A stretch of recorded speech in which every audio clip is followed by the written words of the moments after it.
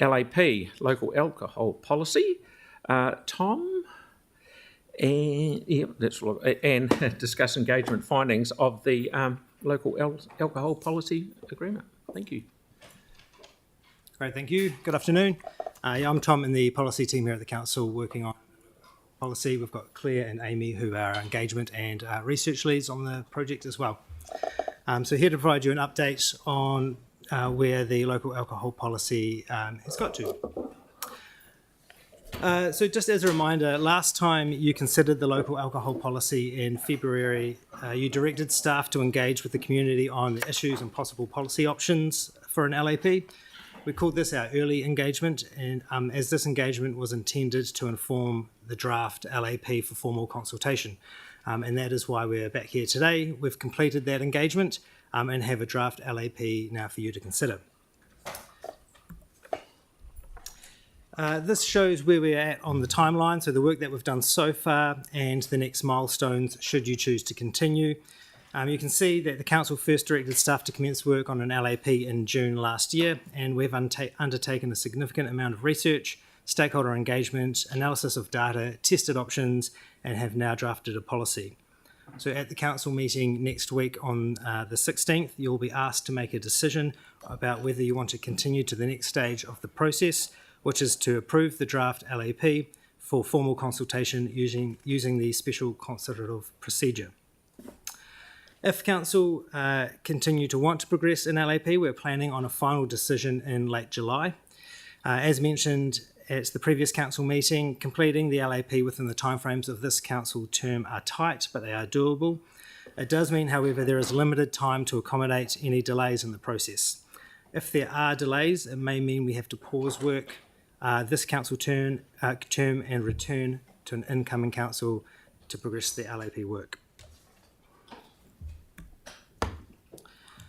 This is a brief reminder about how an LAP works in practice. So if an LAP is in place, the District Licensing Council, the DLC, who are responsible for considering licence applications, must have regard to an LAP when making their decisions on licences. The DLC are allowed to refuse a licence if the application is inconsistent with an LAP. The DLC considers licence applications on a case-by-case basis, and they do have some discretion when making decisions. If, for example, there is a licence application where applying the LAP doesn't seem appropriate, the DLC does have the discretion to make a decision inconsistent with the LAP. This can be useful because it is hard for an LAP to accommodate absolutely every possible situation that may arise. However, there is an expectation that the LAP should always be considered in licence applications and applied appropriately by the DLC. And generally, for licence applicants, the community and the DLC, a local alcohol policy can provide greater clarity about licensing decisions because there are known policies in place that the DLC will apply. This slide provides a snapshot of the recent engagement activities since your decision in February. We undertook a large public survey about the possible LAP options that were presented at the last council meeting, and this happened between the 17th of February and 9th of March. We made a big effort to engage with the community at this stage to get the best response we could before drafting the LAP. As you'll see, we emailed a large list of interested stakeholders, encouraging them to participate in the survey.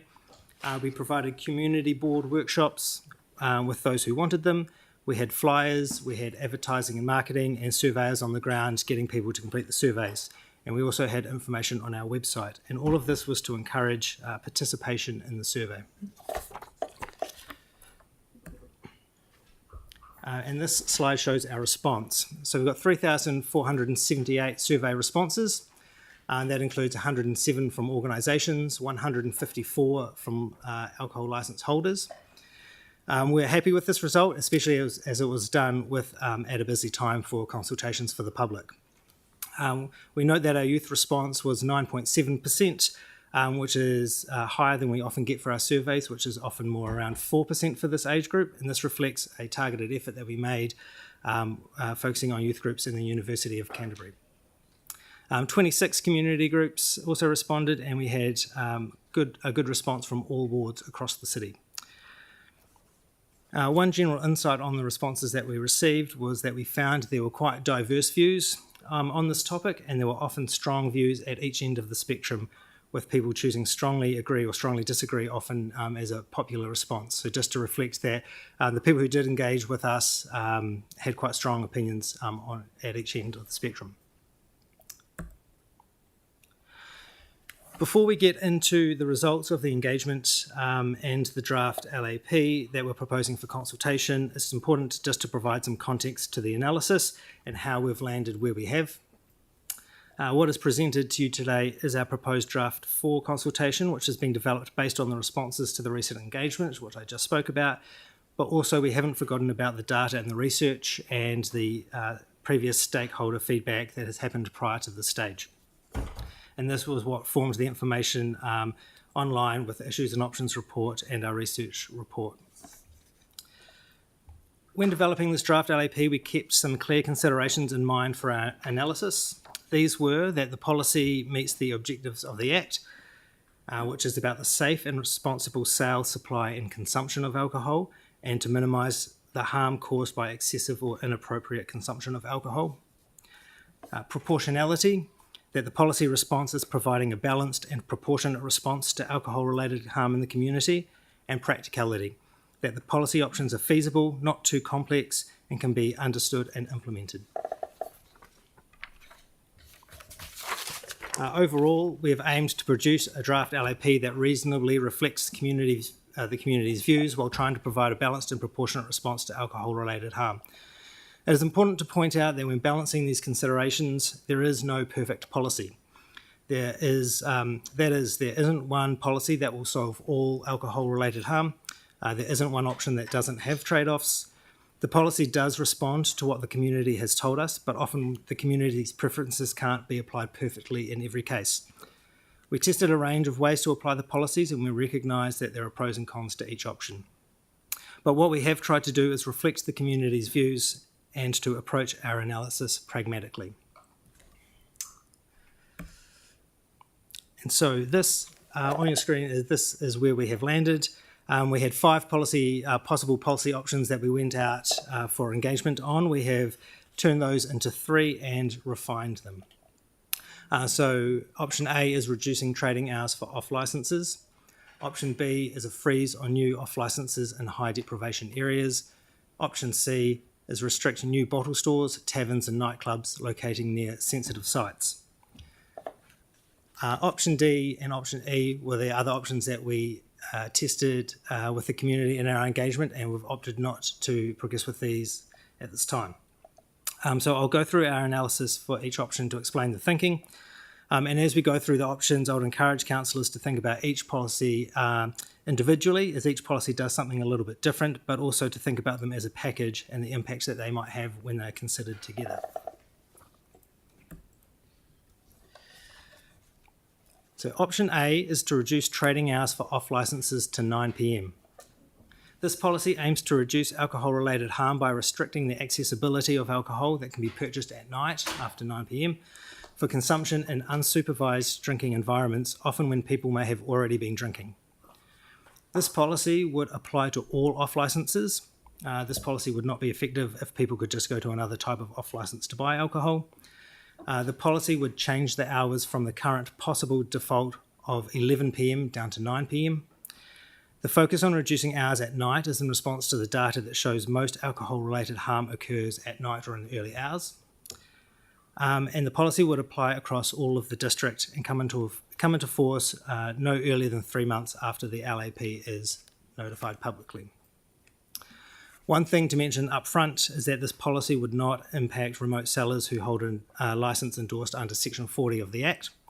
As we've mentioned at previous meetings, we consider that some of the issues and grey areas regarding remote sales and alcohol deliveries are best addressed at central government level. We consider updating the legislation would be the best place to address this, rather than to address it in our council's LAP. Adding something into our LAP could also create some risk or difficulties for the council regarding enforcement. So this slide shows the high-level overview of the analysis and the response from the engagement on this option. So as you can see, 52.6% of people either agreed or strongly agreed with this policy option. There was a clear split of support before and after 9 p.m. So we asked the public a range of times that they think they would reduce trading hours for off licences. 9 p.m. and earlier was about 50%, and then upwards of that was about 50% of the responses as well. Reducing trading hours for off licences is a relatively simple and straightforward policy to apply, and the key risks relate to the potential impact on businesses, those being the reduced trading hours that could impact revenue for off licences, and there would be an impact for supermarkets that are open later than 9 p.m. In our engagement, we suggested 9 p.m. as the possible closing time. Based on the results of this engagement, and because we also had support from our statutory consultees, the police, Te Whatu Ora Health and licensed inspectors, also supported 9 p.m, we've chosen to stick with this as the draft for the option. Option B is a freeze on new off licences in high deprivation areas. This policy aims to minimise alcohol-related harm in high deprivation communities by halting the further proliferation or concentration of off licences that service these communities. The policy responds to one of the issues raised at our last briefing, that people living in communities with higher levels of deprivation are disproportionately affected by alcohol-related harm. So essentially, this policy stops making access to alcohol easier. This policy would apply to all new off licences. However, an applicant can apply for an exemption if they can show in their application that the primary purpose of their business is not the sale and supply of alcohol. This would still allow for businesses to continue to enter into and invest in areas of high deprivation who sell alcohol as a part of their wider business, but when selling alcohol is not the primary purpose of their business, so such as a gift shop or a supermarket. Under this policy, existing licensed premises could renew their alcohol licence, and licensed premises could change ownership and continue operating.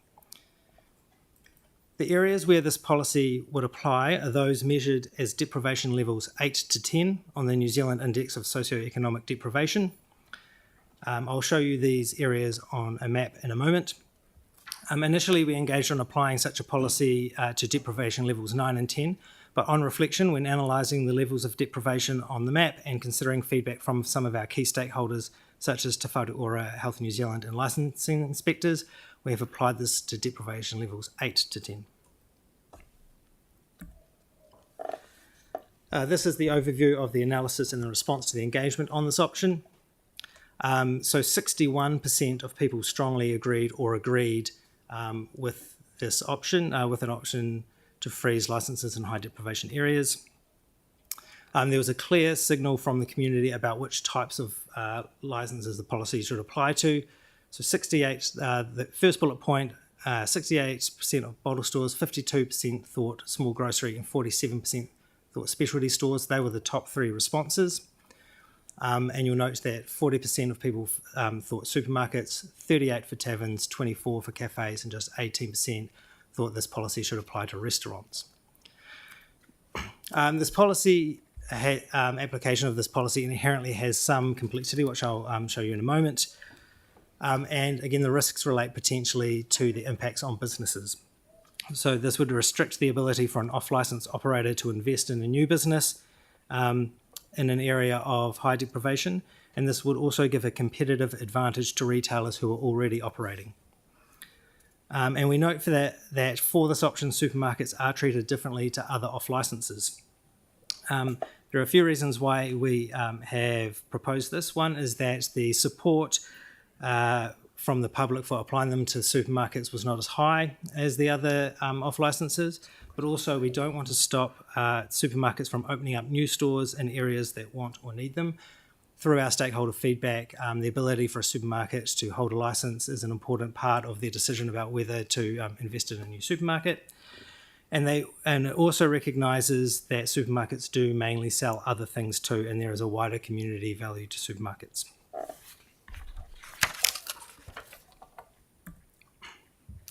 Here is a map of the district with deprivation levels 8 to 10 in red. So in these areas, the policy would apply. That is, that there will be a freeze of new off licences in these areas. The DLC will consider these maps when assessing a licence application. These areas would remain in place until the LAP is reviewed within 6 years. At that stage, Council can review the impact of the policy and also consider updating these areas if necessary. It's important to remember that these areas already have off licences and other places to purchase alcohol within them, and these will remain under this policy. So this policy just freezes new off licences in these areas. One of the aspects of applying this policy is accepting that we have to draw a line somewhere. As mentioned earlier, no policy is perfect and they all have trade-offs.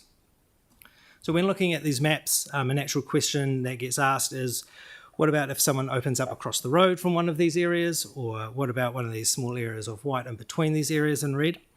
And so to try and make this policy adequately flexible and practical, we're also proposing a clause in the LAP that states that in areas not covered in red, the presumption of a freeze does not apply.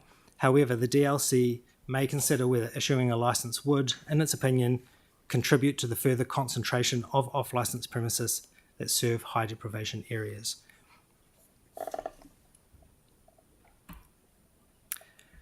And our third option, option C, is to restrict new bottle stores, taverns and nightclubs from locating near sensitive sites. So this policy aims to respond to community preferences. The community has previously told us they would like more say on alcohol licensing, and we have asked the community about this idea twice, and at both times we have received a strong response. This policy aims to reduce alcohol-related harm by minimising exposure to alcohol among possibly vulnerable populations.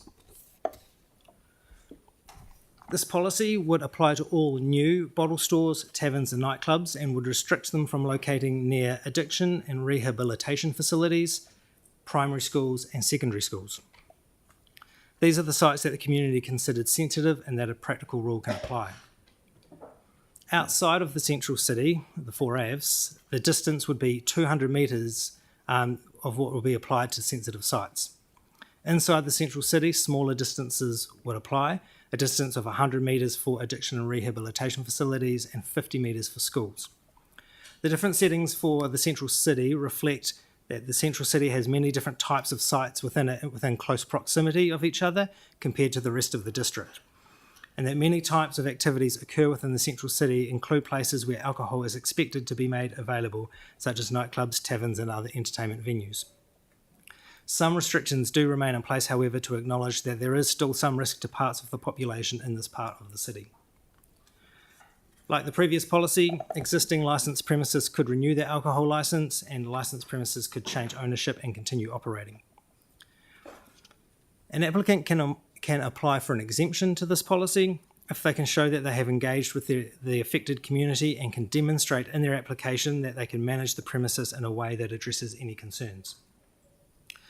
We are also proposing an exemption for the city centre zone, the CCZ, within the central city, and this is an area defined in the district plan. So generally, the city centre zone is recognised as the primary destination for activities such as dining, nightlife and entertainment activities, and the exemption for this policy of the CCZ recognises this role that the area has in the city.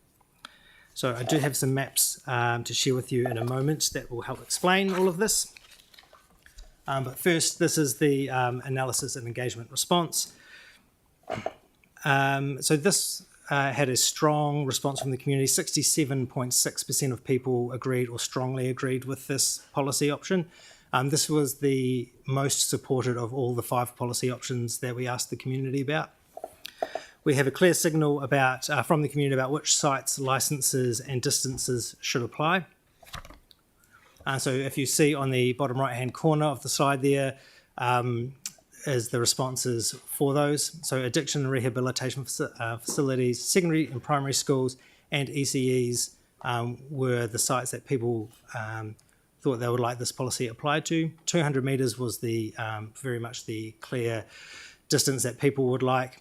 And bottle stores, pubs and taverns and nightclubs were much above the rest of the other types of venues and outlets as well.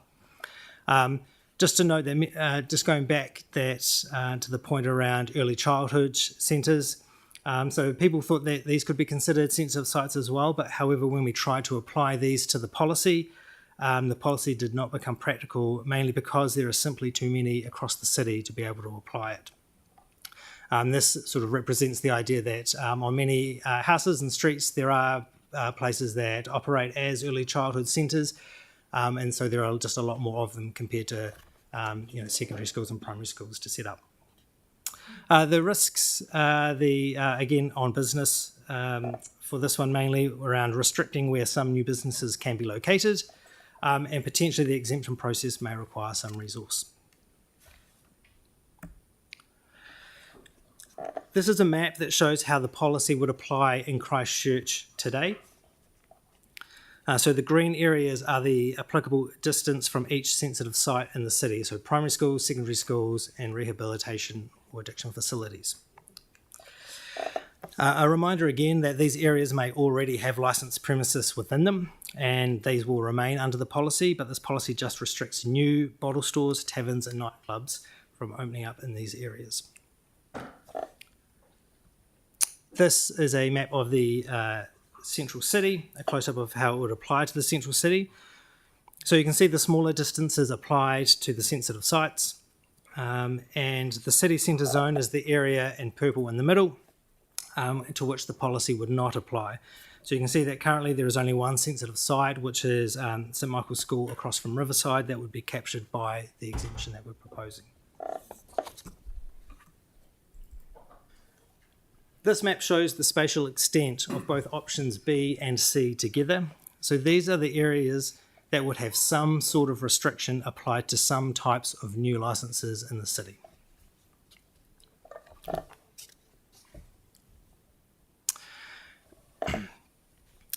So these are the options that we engaged on and that we've opted not to progress. So for option D, reducing trading hours for on licences in suburban areas, this option had the least support of all the 5 options. It was just under half people agreed with this option. What we initially suggested for the engagement was setting a blanket time for on licences in suburban areas to close. But what we found from the community views was that they view different types of on licences differently. So for example, a restaurant is different to a nightclub, which is different to a cafe and a tavern and so on. So the options we had were to either apply the policy in a blanket way that might not reflect, really reflect what people's views are, or we could apply it how they want it with different times for different venues. However, we think that this would lead to an added level of complexity with the policy. So both slightly miss the mark in different ways. The DLC can already apply different hours for different venues, and so we thought that retaining the status quo in this instance seems the most appropriate thing to do. And for option E, the one-way door policy. So this policy did have some community support, and the strong preference of those who did support the policy was to have a 1 a.m. one-way door policy.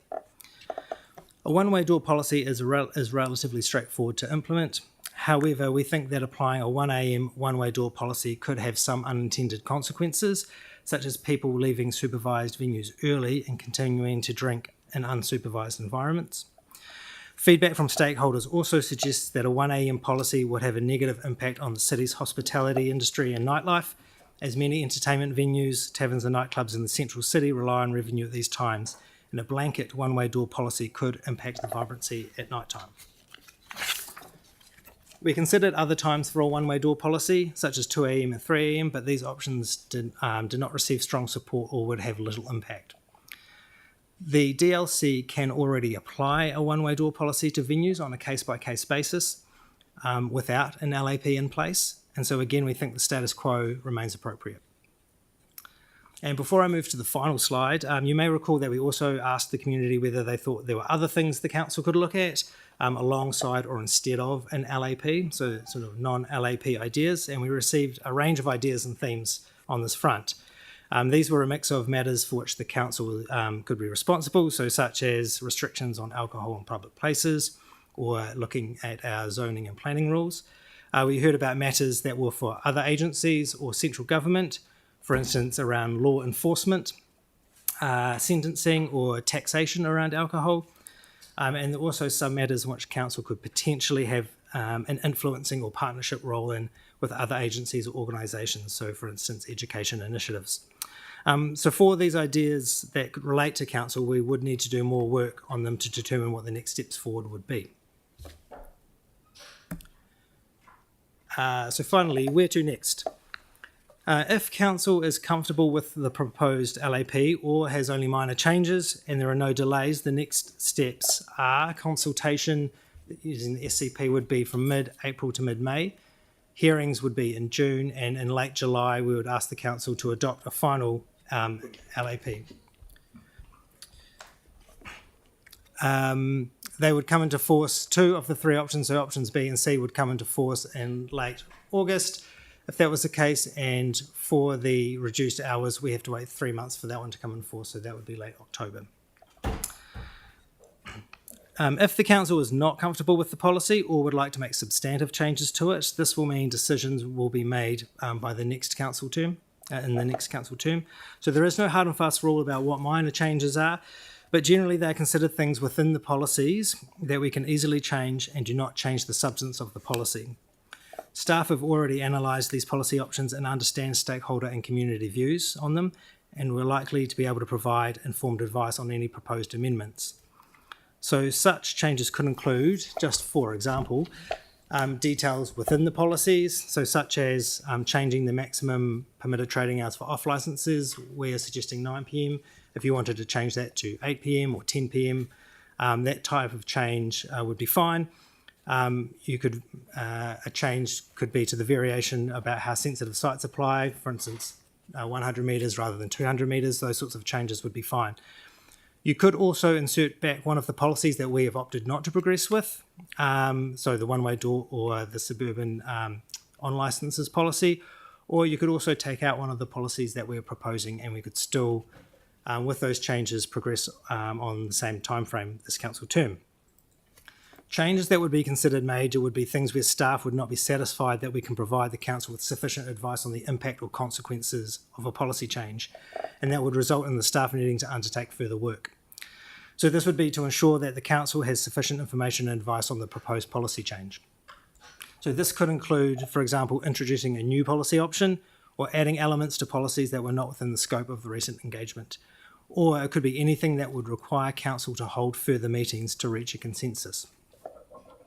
In these circumstances, staff may want to reconsult with statutory consultees, key stakeholders, or the community more widely, and we may be required also to undertake further research or analysis on the impacts of those policies. This is doable, but it would just mean that there would be a delay in the process, which would mean that further decisions on the LAP would be deferred until the next council term. Essentially, that brings me to the end of the presentation, and I know that there was a lot of information for you to take in. So I'm happy to try and answer any questions. I note that we will also plan to release the engagement report from the most recent round of engagement to you shortly after this. And there's also a drop-in session available if you still have further questions following this session. Thank you. Thank you. And Tom and team, thank you. You guys know this inside out. The amount of work you've done here is phenomenal. So thank you very much for what you've done. Right, we've got some questions. Mark and then Tyler. Thank you, Your Worship. My first question that came to my head was around the high deprivation areas and whether there was any consideration or could be any consideration of sinking lid rather than a plain freeze. Yes, so essentially a freeze may act as a sinking lid in those areas anyway, Yep. because it wouldn't allow any new licences. And in that time, so if there was a place that had a licence and they closed down, a new place wouldn't be able to get a new licence. So effectively, during that time, it acts as a sinking lid. And on another slight thought and taking sensitive sites, I would gather that an existing off licence that's within 200 metres of a sensitive site could be, get a new licence for a new operator if they changed hands. There would be any that's correct. Yeah. Very good. Well, thank you for your work. I think you've done a great job. Tyler? Kia ora. I've got a couple of quick ones. The first one was, other than the financial impacts, if we're referring to option A, other than the financial impacts of those who are disagreeing with it, what were the other reasons, or what was the basis on their disagreement with option A? It was predominantly financial. a moment. So option A being the 9 p.m. close time. So they were mainly around, I think, around the financial issues. So, for instance, supermarkets and bottle stores were, potentially having to close earlier, and also the impacts that it might have. So supermarkets have mentioned to us that they will have to, there is a cost to them to maybe put barriers up and do the sort of thing within supermarkets, or potentially update their checkouts to not allow the sale of alcohol after a certain time, that type of thing as well. Sorry, I didn't mean to. The next one is, how do you scope the primary purpose? If we're referring to option B, I'm just looking for some fish hooks here. Go to option B. Where is it? So you said if their primary purpose isn't the sale and supply of alcohol, I mean, how do you scope that? What's the sort of range in which you'd note that they're not just trying to primarily sell alcohol? Yeah, I mean, that's a good question. Essentially, that would be up to the DLC in their to assess in their application. Within the Act, there is, for instance, some definitions around what a bottle store is, and that talks about it being 85% of their revenue is through the sale of alcohol. Some of these things may apply in that situation to determine whether their primary purpose is selling alcohol. But that would essentially be for the DLC to consider in any application. Yeah. All right, I'll trust them. Last questions really quick. For option C, I see that it's for, where are we? Taverns, nightclubs, and bottle stores. So does that exclude restaurants and places, BYOs, for example? Yes. Yes, that's right. So restaurants and cafes and things like that, there was not much support for it to apply to those sorts of venues. Great. So if you're referring to Church Corner, there's a lot of sensitive sites at Church Corner, it's also a highly deprived area. You've got a lot of restaurants and bars, etc. So if they wanted to renew their license, they still would have the power to do that. They would still be able to do that, yeah. So this is for new licenses for new premises in those areas, yeah. No, that's all good. Thank you. Awesome work. Andre? Thank you. Just something I'm hoping to understand the rationale about on option C is a sensitive site being, for example, near a school and a nightclub. A nightclub, of course, would operate, at night, 9 till 2 or 1 or 3, whatever it might be. A school operates only during the day. So in areas like in the central city where a sensitive site's being proposed, for example, Colombo Street, St. Asaph Street, which includes a live music venue and several venues which open a bit later. It used to be the busiest strip of bars just after the earthquakes for a while there. So to not allow any further taverns or nightclubs around there would be a very big call. And I'm assuming that's because there's the Tourism College and UB College nearby. So I'm keen to get my head around the rationale for excluding those types of places that only operate at night near a place that only operates during the day anyway. Yeah. Yeah. Especially and still in the city. Yeah. Yeah, and that's a fair question. I mean, I guess first of all, I would say that these were the types of venues that the public wanted applied. So they felt quite strongly about these ones, which is our first sort of reason for applying it. There is an argument to say that even though they don't operate, a school and a nightclub obviously don't operate at the same time, there can be unintended consequences like litter and mess and things outside of those venues potentially, and that people might react to. But yeah. So the rationale, Ron, is litter here. Oh, the rationale is the community's views. Yeah, the community was asked a very broad question, though. But whereas if we ask the community, do you support not allowing more venues around, that 200 square metre block around that part of town, for example, they'd probably say, well, likely got no problem with that. So it's a very broad question. So in terms of where we go forward next week, how easy is it to make amendments around the areas where it's applied and where they kick in to be major or minor changes? Because there might be some areas like that, for example, that there isn't a desire to. So that could be possible. It also one other way to try and get a clearer impact on that is to put it out for consultation and see what sort of response we get. Yep. If that, just to check. Yeah. Cool. And then just a question around an area like Littleton. Of course, the school's right by the township, and there's still, as I understand it, and correct me if I'm wrong, there's still some sites that have been developed around there. So would essentially be a blanket ban in the Littleton township on New Taverns, for example. On new premises that would apply. Yep. Yeah, but the DLC could always, as I say, use their discretion on any case. Yeah. I've seen some of that. Yep. Nice one. No, you summed it up beautifully. Thank you very much. Thank you. Pauline. Just following up from Andre there, are you saying that we could extend the central city zone if we chose to? I mean, I don't understand why you haven't gone for the 4 Avs. So we have in a way. So outside of the 4 Avs for the sensitive sites policy, a 200 metre distance applies. So so you won't be able to open up anything within 200 metres of a sensitive site outside of the 4 Avs. Inside of the 4 Avs, we have made that smaller, which is for schools, it's just a 50 metre distance, and for an additional treatment facility, it's 100 metres. So we have made the distances smaller and within the 4 Avs to sort of recognise that a lot happens within that space, a lot of different types of activities. I'm just and then centre city zone is then. yes, and so the centre city zone would be an exemption. So this policy would not apply at all to that area. I see. Yeah. And inside the 4 Avs, it's a small. That's right. Okay. So my question then is, supermarkets. When they go apply for a consent for a new supermarket, and I'm talking the mega ones here, do they then have to apply for a separate consent to sell alcohol outside of their building and resource consent? Yes, because they technically could have a supermarket that didn't sell alcohol. And so are they ever declined on? I mean, would they be declined if they were in or bordering a deprivation zone? No. So they would probably make a case that their primary purpose is not to sell alcohol and could get an exemption from that policy.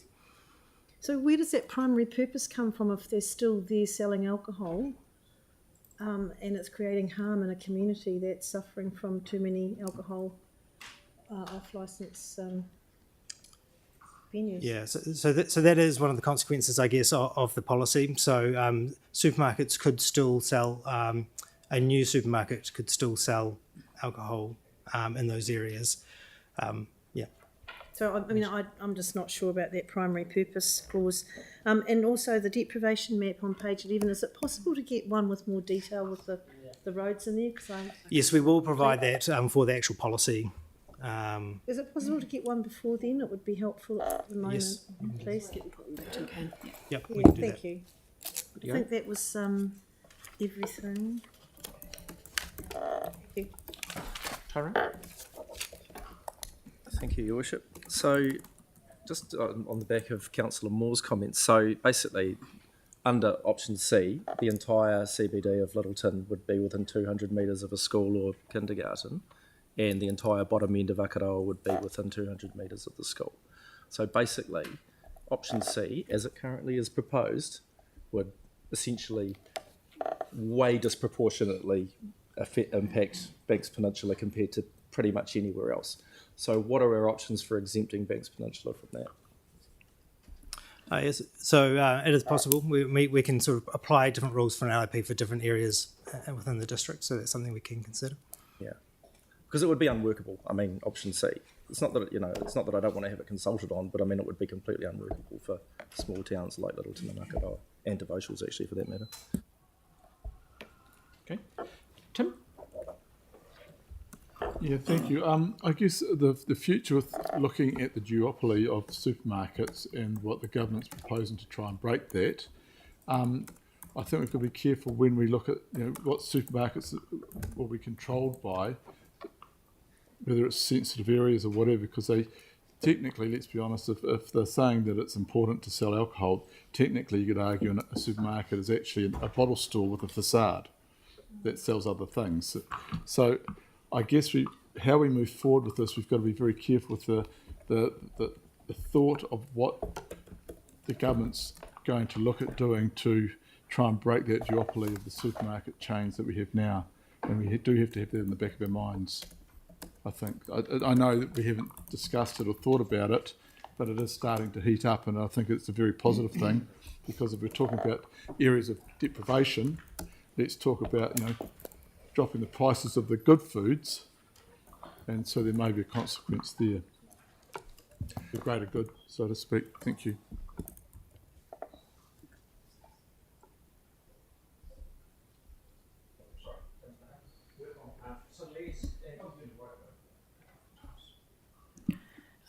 It's just agreeing that it would be helpful to get more detailed maps and the overlays of the different things. With option B, I couldn't quite figure out, specifically where that would apply. But if I was to take an example of some plans that have recently gone in for resource consent, they're primarily not taverns, although I'm not quite sure what a tavern is. I assume it's a bar. But there are some sites that have been destroyed as part of the earthquake, and they're finally getting to the point where they're rebuilding those sites and they're put on for resource consent. So what would happen is that if we were to if they happen to be 200 metres from a school, all of a sudden they wouldn't be able to progress those licences. It would just be a timing thing in that case, because they don't have an existing licence, obviously, because there's nothing on site, but those areas are commercially zoned, so there's going to be a bit of a fish hook in there, and depending on the location of some of the overlays. So one of the things with that sensitive site policy is that there is an exemption available. So if if that business sort of talked to the local school, the local community, whatever the sort of sensitive site was, and they were comfortable, for instance, they might be able to take that to the DLC. And so essentially there is an exemption possible for those types of circumstances to say that they can try and minimise the harm, and that they've talked to the local community and they can go ahead. It's part of the application. The comment around the supermarkets are being a disincentive for people to get the things that they want, which is maybe a new rebuilt cafe with maybe a bar with an off licence attached to it, because that's what was there before. People might then be wary of continuing through with those processes, knowing that the bar's slightly higher. So that would be my concern, is if you have to get an exemption, how tricky would that be?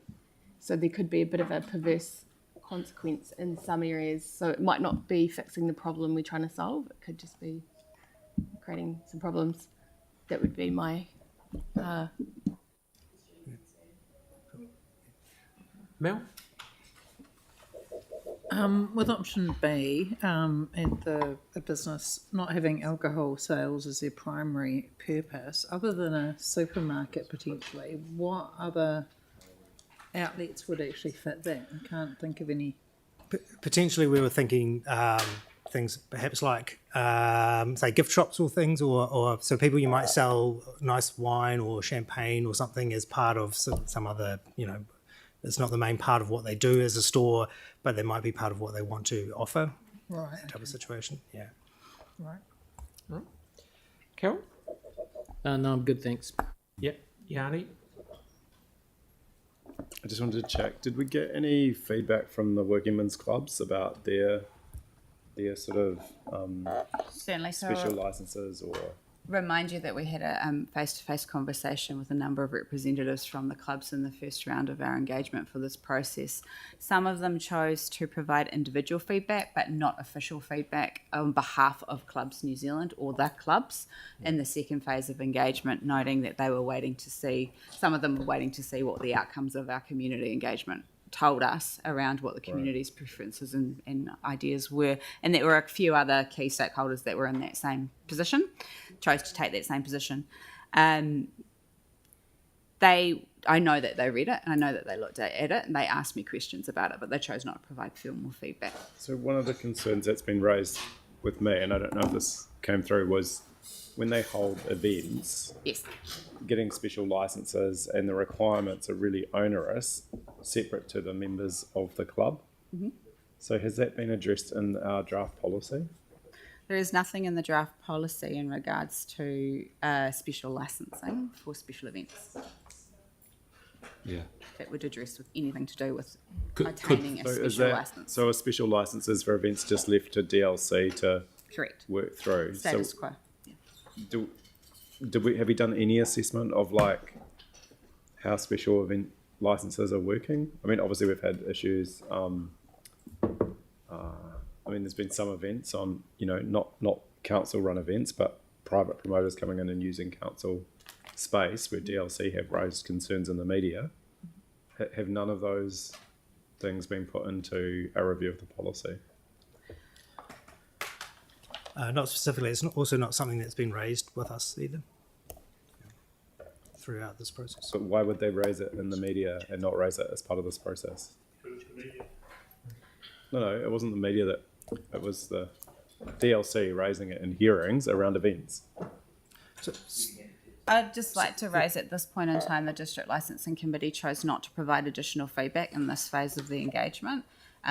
Because they were concerned about their remaining impartial through the process as a statutory consultee, and that they would have a direct impact in the implementation of such a policy in the long run, that they chose not to engage in this part of the process. It's great answer. Thank you very much. Okay, and can I just you got another one, have you? Just to check. So effectively, we'd restrict new off licenses in this area and new taverns in the lower socioeconomic areas. Not new taverns, just off licenses. Just off licenses, except for supermarkets. Isn't supermarkets one of the big issues that we've had people raise concerns about? That's where people go to get... That didn't come through in the feedback. So the feedback, and you'll get the report later today, pretty clearly states that people view bottle stores and supermarkets quite differently. Okay, thank you. I'll get next question, Sam. Thanks. This seems I'm way less worried about this than I was when you started, so take that as a compliment.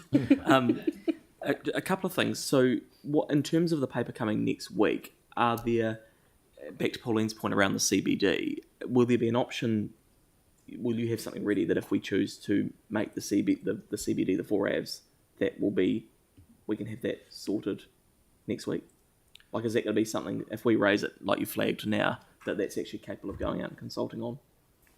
That type of thing would be fine, but I think we would want clarity on what it was that you were seeking to do. So we are saying, just to be clear, the 4 Avs is, we are considering the central city within the 4 Avs. They have different rules that do apply. Right, okay. Yeah. So making within the 4 Avs, that whole thing exempt. Yeah, okay, cool. And the other one was just around Celeste's question around sort of if you've got stuff being worked through, and I get there's the distinction, and just so I've got it clear in my mind, there's the distinction between the supermarkets, the cafes, and then the bottle shops. So around the sensitive areas, we're just looking at the bottle shops. So if someone wanted to set up a cafe near a school, or a wine bar near a school, they could do that? No, so for the sensitive sites, the 3 types of venues that it applies to are bottle stores, nightclubs, and taverns, which essentially is like a pub. Right. Okay. Yeah. So a cafe or a restaurant is fine. If it's one of those other things that is captured, they would have to, and still wanted to try and set up, they would have to go through applying for that exemption process. Okay. All right. And so the existing use right stuff. So in terms of if you've got a bottle shop somewhere, and it may be redundant now, I'm just thinking it through given what you said, but just thinking if someone had a bottle shop in an area and it was the only bottle shop in that sort of community altogether, can they transfer the license, or how does it work if I was to buy a bottle shop and then sell it to Phil, he would no, but like is it a bit like the pokies basically, where you can transfer that license, or how does that work? Yeah, so that, in that situation that'd be fine. If a license already exists on a premises, you can sell that premises and that person still be able to get a license for it. Right. Yeah. So do they have to get their own license as opposed to... Yes, so they would still go through their usual licensing process for them. The DLC look at other things outside the LAP as well, whether the person's a fit for the person. That's probably where I'm trying to understand it, is the DLC's not heavy-handedness. I'm not criticising, but I'm just thinking, does any of this enable them to be more punitive on those 200-metre catchments if a licence changes? Not if a license changes. So the policy will specifically say that a license can change ownership, and that's fine. Right. That's okay. not captured. So at that point, if they were applying for a license, they couldn't take into consideration the 200 metre. That's correct. But they would take into account what they normally do. Yes, The that's normal right. Okay. I think that I just had them written down. I think that might be it. And sorry, just being devil's advocate, are we? Yeah. So we covered the first three. Just are we by doing option 3, adding an option C, I should say, not 3, option C. Are we adding any unnecessary administrative burden to the whole process? So are we, back to Tyrone's point around sort of the unintended consequences of a blanket policy decision? Is there already enough discretion within the DLC to prevent a lot of that stuff? What it does is it makes it clear. So, I mean, it's possible, yes, the DLC could make a decision around a bottle store, for instance, opening within 200 metres of a school already. But it's essentially what the LAP would do would make it really clear that that is the rule. And so there's an expectation that that wouldn't happen. Right. So it sort of works both ways. At the moment, the person would apply, they might have to go through it. The community might object. They might have to go through a process, whereas what the LAP does is clarify that that's the rule. Right. And they wouldn't have to, so it sort of saves administratively that It's way. almost being clearer, isn't it? But there is, it adds sort of some level of administration to obviously the application of licenses for the DLC. They have to figure out if it's within 200 metres of a school or that type of thing. Yeah. Okay. Yeah, so I guess as long as DLC can't take into consideration the policy decisions that are exempt, like that 200 metre thing, because I guess what I'd hate to happen would be us set a policy and then them sort of jump out of their lane like they potentially have been known to do, and then take into consideration those other factors. So you're basically saying that can't happen. I think I'm not sure quite I understand. Sorry. So the 200 metre sensitive area site, if you were to transfer a license, what you're saying is that DLC can't jump out of their lane and prevent that license, provided everything else. Not based on the LAP. Yeah, what's in the LAP. Yeah. Okay, and that'll be really clear and prescriptive in the LAP. Yes. Okay. Hey, thank you, Tyler. Kia ora, guys. Can we track back to the exemptions part? I got a sidetracked with Celeste's points. So, are we saying if we implement these options that some on and off licenses could apply for an exemption within the restricted areas? Which policy are you talking about? The deprivation or the sensitive sites? Both. Yeah, they both have slightly different exemptions. So for the deprivation areas, option B, the exemption is that one we talked about around the primary purpose. So if they can show that their primary purpose is not the sale and supply of alcohol, then they can apply for an exemption. With the sensitive sites, essentially there are two exemptions to that. One is that Central C, that CCZ area that we talked about right in the central city, that would be exempt from the policy.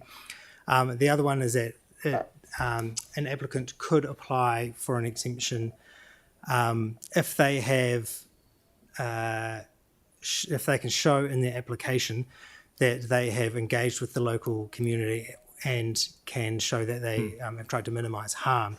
So if you were to use that example, so if there was a tavern that wanted to open up within 200 metres of a school, that tavern could potentially go to that school and say, this is what we're opening up, this is what we want to do you have any issues? And the school could say, this is the type of thing that I'm worried about. They could address that and take that to the DLC. Like no signs out the front or advertising alcohol or something, and they'd be fine with that. Then that's the type of thing that they could show to the DLC and say, look, I've engaged with my community, the local sensitive site, and they're comfortable with going forward or something like that. Okay, that's perfect. That's exactly what I was after. Actually, was I've been accused of calling other organisations crook before around this certain area, where essentially some organisations could bribe communities to be able to get in somewhere by saying that they're mitigating or trying to socialise themselves with a community.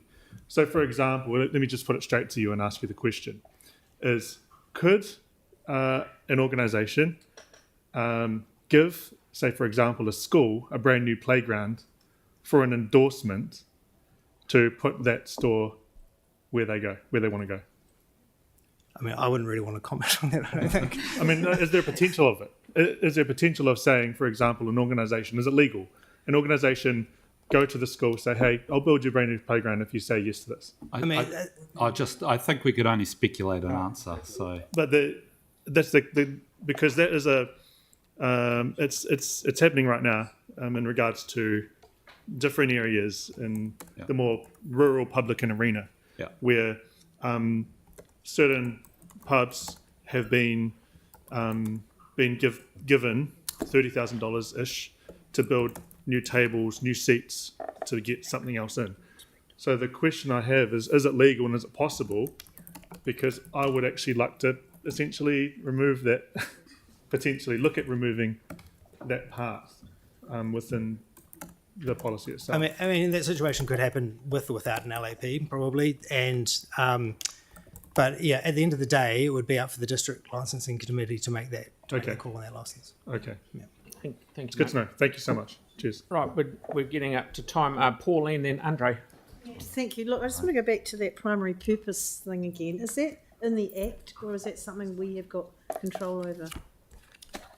It is something that we have control over, you should say, yeah. Okay, and I'll just give you a specific that the Woolworths have a proposal to put a new supermarket on Madras Purchase Street, which sits in a deprivation area. There has been previously proposals for off-licensed bottle shops on Barbados Street that have been, the application's been pulled because of community opposition. It just seems to me then, for an example like that a big box mega store can come in and go, boom, we're going to sell alcohol here, and we have no real ability to say no, because even if people object to their application for a licence, that primary purpose thing gives them the all clear. So it just seems to be a little bit of an oxymoron going on there. I mean, yeah, that is a consequence. So this is the thing about rolling in or out supermarkets to this policy. There are trade-offs to be had both ways, essentially. The flip side of it is, so that I can understand that example. I guess the flip side of it is that there might be an area where a supermarket wants to open up, but they choose not to because they can't get a license, and how that would affect that community in terms of them being able to buy other things at their supermarket office. I guess. I mean, that's what you said. If their licence was declined, they probably wouldn't open up, but you probably wouldn't decline it because it's not the primary purpose of their business. So it kind of covers their arse in a way, doesn't it? That's one way to put it. It doesn't seem right. Yeah. So is that? So it's not a discretionary matter for you, is it? It's either a primary purpose or it's not, and if it's not a primary purpose, then it's a given. Yeah, so that's the way that the exemption is currently worded. I mean, that would be council are welcome. We can take that exemption out. That would be something that we could do as part of our amendments, but that would be for the council to decide. Alternatively, we could go out and consult on it and get that feedback through that process as well. Okay, thank you. Andre? Thank you. Just to clarify one point on change of licences. So that that only applies to change of licence. So, for example, hospitality venue, if they close down at one point and they're within a sensitive zone, it closes down, the licence, it expires, it runs out. Then if, say, 2-3 years later, someone wants to take over the building, turn it into a new hospitality premises, well, they now cannot, can they?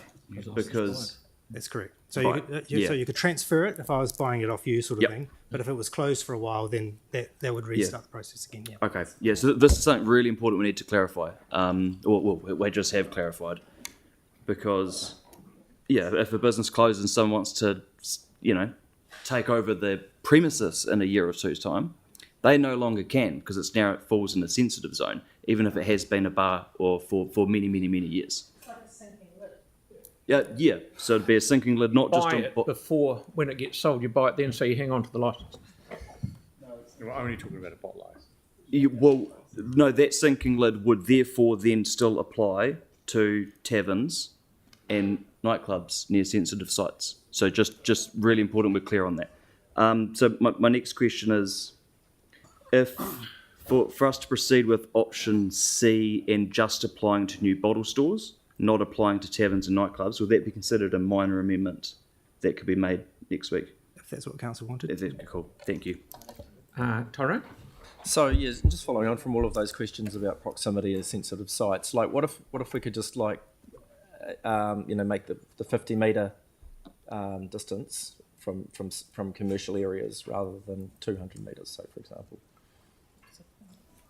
So what applies in the CBD applies in other commercial everywhere. areas. Yeah. Oh, that's possible. Yeah.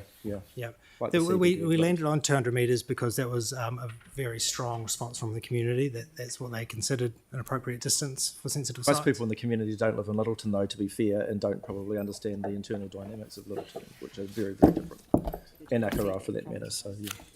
Thank you. Right. Victoria, please. Oh, thank you. My question's not about the technical matter of the policy, but rather about the timeline. And it may well be that it's a question for next week, but I'm sure you'll tell me. At the time that the timeline was set, we hadn't yet had any indication of the volume of submissions and hearing time required for all the other policies that are currently up for consultation. So I'm keen to hear, please, from the hearings team about their capacity to conduct this during the time that is available in light of the number of submissions and other concurrent hearings that we have got going on, please, whether that information is available now or can we have information about that next week? I'm not sure. It might be better if we do it next week. We provide that information to you. Yes. Okay, so we've done... Oh, I just got one thing. So if there's any amendments, can they be submitted to Sam Kelly by the 14th of April? And then we can have time to consider them and bring them back to us. So, yep, all good. Is this a full council hearings panel? No. Full yes, council? It is, yes. And are the dates already placeholders in our diaries? Yes. Thank you. Yes. Yes, Yanni. Just to be clear around the amendments that we can propose, is anything on the table, or can it only be limited to what we've had early engagement on? You answer it, Tom. Yeah.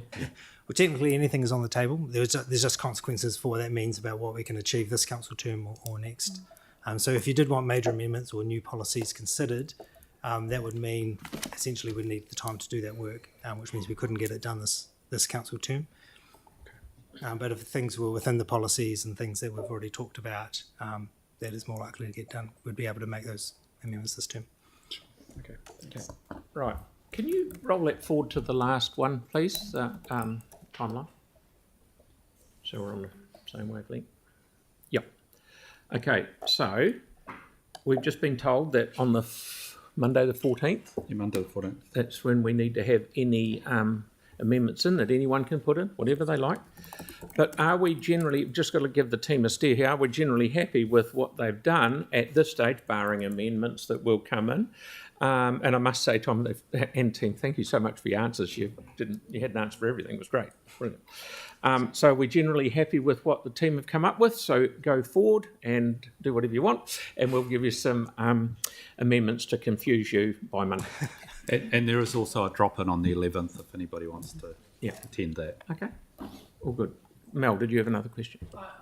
Just based on Pauline's comment, I was looking at the deprivation, and of course the maps when you're out high are not as detailed as when you get in close.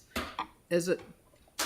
Well, I'm not saying I want to do this, but would it be possible if a councillor wanted to look at specific closer in areas to sort of change the deprivation maps? We can't change the deprivation maps, so the deprivation... Not change the map, but change the zones in this based on that. Or you could, but it would be inconsistent then with Decile 8, 9 and 10 deprivation mapping, which isn't done by us, it's done by the University of Otago, and it's based on a range of census variables. So in theory you could, but just know that it would then be inconsistent with all 8, 9 and 10 areas across the city. But not all 8, 9 and 10 areas are included, because when you look at the high level, it's, So it's 8, 9 and 10 at SA2. So the deprivation is done across all of the statistical areas, and they group up and they nest in each other, but they do look slightly different. So it's an average over a larger area in the one. Exactly. Yeah. So SA2s are generally sections of suburbs. All happy, Mel? Right, thank you very much for all your effort and your answers. It's been very much appreciated. Thank you. Thank you.